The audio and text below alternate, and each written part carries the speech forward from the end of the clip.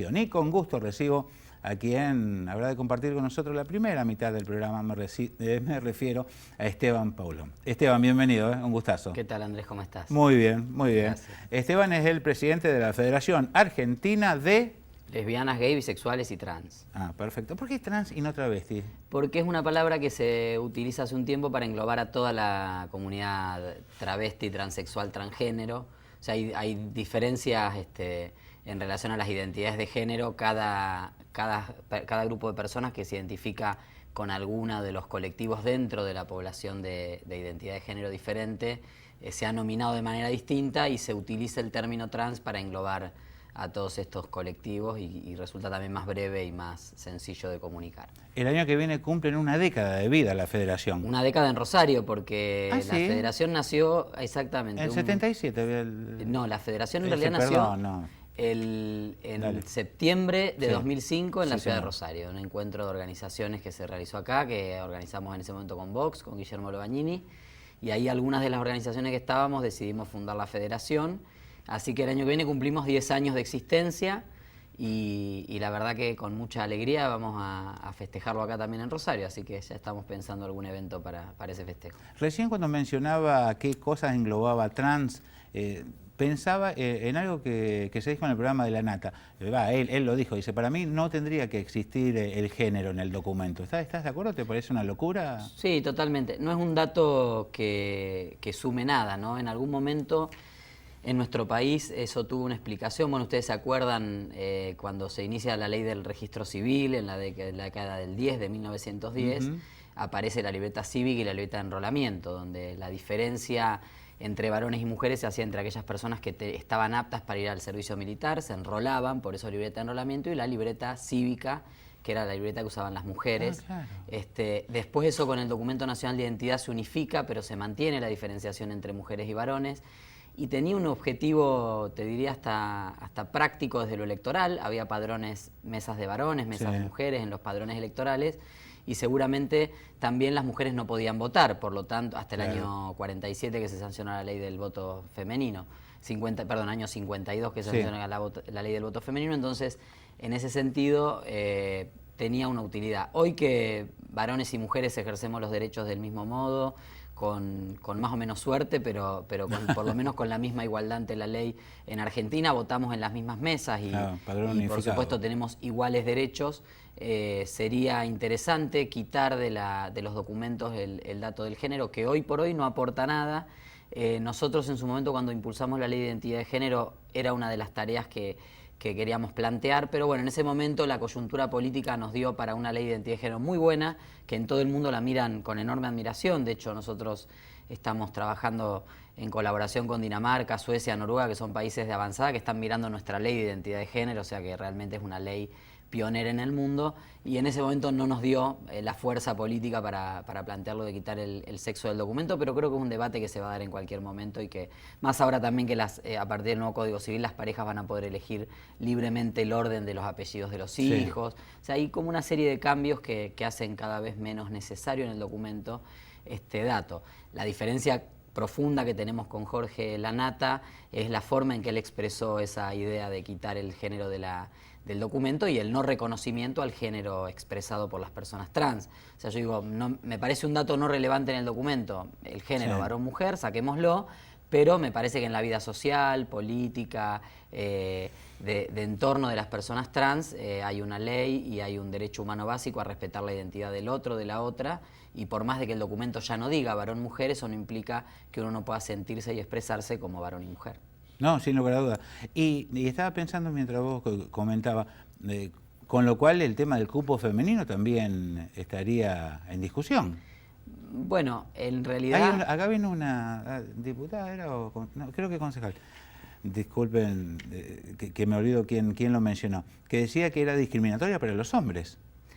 Porque puede haber listas completas de mujeres, pero no puede haber listas completas de hombres. No es tan así, la ley habla del 30% de al menos uno de los dos sexos. Y ¿Ah, sí? Sí, y a lo que hay que tender... ¿Y por qué se llama cupo femenino?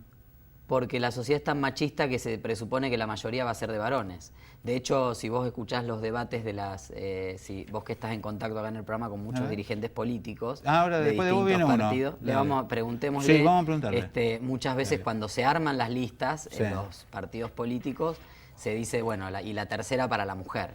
O sea, Claro, se ubica a los varones y va la tercera a la mujer. Por supuesto, esto ha ido cambiando. Hoy tenemos presidenta, tenemos intendenta en la ciudad de Rosario, Sí. tenemos mujeres que han encabezado las listas legislativas, una diputada provincial, te estoy hablando de distintos espacios políticos, Sí, ¿no? sí. Una intendenta socialista, una presidenta justicialista, una candidata a diputada provincial en la última elección, muy Sí. votada, también mujer María Eugenia. María Eugenia Bielsa Sí. encabezando una lista. O sea, digo, esto va cambiando progresivamente, pero te puedo asegurar, Andrés, que si no hubiese sido por el cupo femenino, hubiese sido mucho más difícil. Sin lugar a Nosotros dudas. hablando hace poquito en una actividad que tuvimos en Buenos Aires, que estuvo invitada Irma Roy, que es una de las autoras de la ley de cupo femenino, ella, bueno, recordaba los tiempos del debate parlamentario y la verdad es que cuando se votó la ley del cupo femenino había solamente 3 mujeres en el Congreso. Una era Irma Roy, otra era Florentina Gómez Miranda, histórica dirigente radical. Sí. No recuerdo la tercera dirigente y le pido disculpas, pero No. eran solo 3 mujeres diputadas de 250 diputados varones. Entonces, Sí. evidentemente la ley no resuelve, no es una cuestión acabada porque hay que seguir debatiendo, pero ha ayudado a que hoy cerca del 40% de la representación en ambas cámaras sea femenina, cuando en la sociedad las mujeres son más de la mitad. O sea que todavía estamos subrepresentados y subrepresentadas por parte de las mujeres en el Congreso. Estaba pensando, hablando que le vamos a hacer esta pregunta a Marcelo Andrade ahora cuando venga, en el Consejo, en la Cámara de Diputados, en senadores o en donde se te ocurra en este momento, ¿hay algún integrante de la Federación? Es decir, alguien no heterosexual que abiertamente milite. Mirá, bueno, justamente el tema es si son abiertamente o no, porque hay muchos y muchas que sabemos, No. conocemos, pero que sean Bueno. activistas de la diversidad. Nosotros tenemos una compañera que es la expresidenta de la Federación, María Rashid, que es Sí, legisladora Rashid. en la Ciudad de Buenos Aires. Y te diría que en algún consejo municipal, en alguna provincia, también tenemos alguna compañera o compañero participando, pero muy poco. La verdad es que no ha habido, como en otros países, sí los ha habido. Bueno, Chile, que es un país que está considerado mucho más conservador que nosotros, tiene un diputado nacional abiertamente gay, que es de la democracia cristiana, diputado por la democracia cristiana. Tiene concejales en varias localidades trans, gays, lesbianas. Y bueno, en Argentina hasta hace poco tuvimos un senador nacional por la provincia de Tierra del Fuego, ¿Sí? que ingresó en reemplazo de un senador que falleció.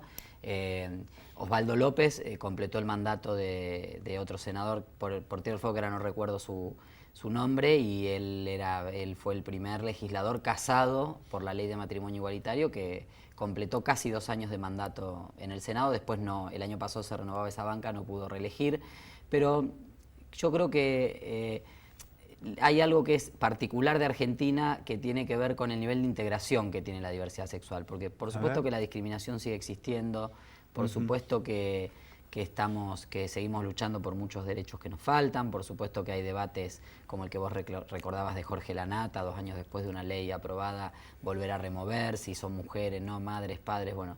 O sea, estas cuestiones se siguen debatiendo, pero digamos que en el sistema en general la diversidad sexual ha sido incluida en líneas generales bastante exitosamente, a diferencia de otros países donde se dan estas cuestiones de el candidato gay, la candidata lesbiana.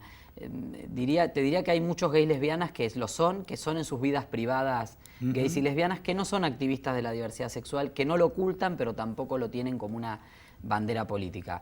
Es interesante que algunas personas de la diversidad podamos y puedan ir participando en distintas instancias. A mí me ha tocado desde la gestión en la Municipalidad de Rosario llevar adelante el área de la diversidad. Soy militante político también, aparte de militante de la diversidad, y habemos muchas personas que activamos en partidos políticos y en organizaciones de la diversidad sexual, y bueno, eso, pero también depende mucho de los debates hacia el interior de los partidos. No, sí, yo creo que en las próximas elecciones va a haber varios candidatos y candidatas visibles, LGBT visibles en las listas. Eso se va a ir incrementando, pero como algo de lo que está bien que pase o corresponde que pase para que los distintos sectores sean representados. Yo me acuerdo en el año 2009 asumió la primera diputada proveniente de una comunidad originaria por la provincia de Jujuy. una diputada, ahora no recuerdo de qué colectividad era, pero de qué colectivo originario era, pero fue la primera, no, de Chubut, era de Chubut, de la Patagonia. Y realmente fue un tema, bueno, la sociedad está compuesta por un montón de sectores y es lógico que todos esos sectores, varones, mujeres, originarios, gays, lesbianas, sindicalistas, docentes, médicos, estemos representados en el No hay Congreso. sindicalistas en el Consejo Municipal de Rosario, me parece. Se lo Hubo, voy a preguntar. pero me parece que no. Sí, Te en la lo actualidad no, preguntaría a Andrada, sí. en diputados sí. Sí, claro. Ah, no, pensé que Varios. me decías que sí. ¿Y qué decís? ¿Que los partidos políticos hacia adentro tienen miedo de que sean piantavotos los que no son heterosexuales? No, ya no, con una ¿Vos ley, decís? con una ley de matrimonio igualitario que tiene más del 90% de aceptación popular, según cualquier encuesta que realices en todo el país. No. De hecho, creo que uno de los factores de éxito de la federación para lograr poner en agenda el matrimonio igualitario y que esto se aprobara fue mostrar que no era piantavoto. Y nosotros tenemos una experiencia muy cercana a la elección presidencial del 2011, los 3 candidatos con mayor cantidad de votos a nivel nacional, Cristina Kirchner, Hermes Wiener y Ricardo Alfonsín, que sumados juntaban más del 85% de los votos, fueron 3 candidatos activos, partícipes, a favor, apoyando las leyes de igualdad y siguen sosteniendo en distinta medida compromisos con el tema. Entonces, y también estoy hablando de distintos sectores políticos. Y yo te desafiaría a que hagamos el año que viene, cuando ya se blanqueen un poco más las candidaturas, entrevistas a los distintos candidatos, y si les preguntás por este tema, te diría que casi ninguno va a plantear, por supuesto, ningún retroceso en lo que se ha logrado, y todos intentan incorporar la agenda. De hecho, nosotros desde la Federación, a raíz del debate que hubo estos últimos días sobre si cambia el gobierno, se caen las políticas o siguen, en relación al debate que disparó Aníbal Pachano, Alex Freire, nuestra respuesta fue empezar a reunirnos con los candidatos presidenciales para mostrar que hay un consenso en este tema. Que gane quien gane, nosotros como sociedad civil vamos a seguir trabajando para que no se retroceda en ningún campo. De las cosas que leí, tomate el café tranquilo, de las cosas que leí de lo que ha escrito y se ha expresado la Federación, una de las que me llamó la atención es aquella que...